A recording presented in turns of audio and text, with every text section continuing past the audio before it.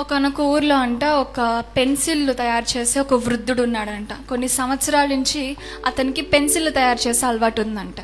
అయితే పెన్సిల్ అన్నీ తయారు చేసిన తర్వాత అవి డబ్బాలో ప్యాక్ చేసే ముందు ఆ పెన్సిల్స్తో ఇలా మాట్లాడుతున్నాడంట. నేను ఇంకొంతసేపట్లో మిమ్మల్ని బయటికి ఇచ్చేబోతున్నాను. కస్టమర్ చేతిలోకి మీరు వెళ్ళిన తర్వాత బెస్ట్ పెన్సిల్గా మీరు అవ్వాలంటే 3 విషయాలను మీరు మర్చిపోకుండా జ్ఞాపకం చేసుకోవాలని చెప్తా ఆ పెన్సిల్తో అన్నాడంట. మొదటిదిగా, మీకు రాయడం వచ్చని మీకు తెలుసు, అలానే మీకు నచ్చినట్టు మీరు రాసుకుంటూ వెళ్ళిపోతే మీరు ఎప్పటికీ బెస్ట్ పెన్సిల్ అవ్వలేరు. కస్టమర్ ఎలా రాయాలనుకుంటాడో మీరు అలాగే రాయాలన్నాడంట. రెండో విషయం, మీరు బ్లంట్గా అయిపోయినప్పుడు, సరిగ్గా రాయట్లేనప్పుడు కస్టమర్ మిమ్మల్ని షార్ప్నర్ పట్టుకొని కాస్త షార్ప్ చేస్తాడు. కొంచెం నొప్పి వస్తుంది, కానీ మీరు అది భరిస్తే ముందుకన్నా ఇంకొంచెం బాగా మీరు రాయగలరు అన్నాడంట. మూడోదిగా, సరే మీరు రాస్తా తప్పులు జరుగుతాయి, కానీ తప్పులు చేసినప్పుడు మీరు బాధపడినా పర్లేదు, కానీ భయపడాల్సిన అవసరం లేదు. ఎందుకంటే మీ తప్పుల్ని చెరపడానికి కస్టమర్ దగ్గర ఒక ఎరేజర్ ఉంటుందని చెప్పాడంట. ఈరోజు మనమే ఆ పెన్సిల్స్ ఏమో కదా. మన సృష్టికర్త అనే దేవుడు మనల్ని ఎంతో ప్రేమగా మంచి ఆకారంలో ఆయన రూపంలో మనల్ని చెక్కుకొని ఉన్నాడు.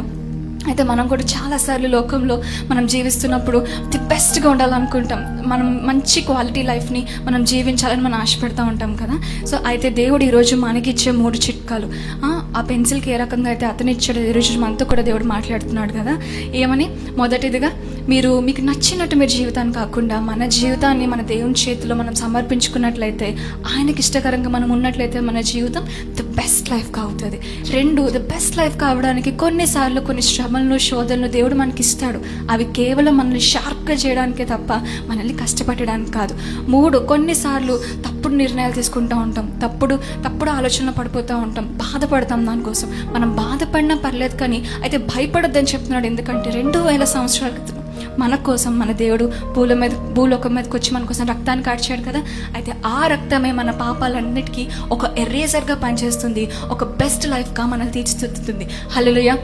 కనుక కాసేపు కళ్ళు మూసుకొని హృదయాంతరంగాల నుంచి దేవుని ఆరాధించేద్దామా. ప్రభువా, నువ్వు ఎంత ప్రేమపూర్ణుడు, ప్రభువా నువ్వు ఎంత చాలి కలిగిన దేవుడు, యేసయ్యా ఎంత ప్రేమగా నేను చేసుకున్నావే, ఈ జీవితాన్ని నీకు సమర్పించుకున్న. నోరు తెరిచి అడుగుదామా, ఎవ్వరు మౌనంగా ఉండద్దండి. నోరు తెరిచి, ప్రభువా సమర్పించుకుంటున్నాను, ప్రభువా దాని శ్రమలో నాకు ఉండు, అయ్యా మమ్మల్ని నడిపించు అని నోరు విప్పి, అయ్యా ప్రభు నీకు సమర్పించుకున్నాను అని ఒక్క మాట చెప్దామా.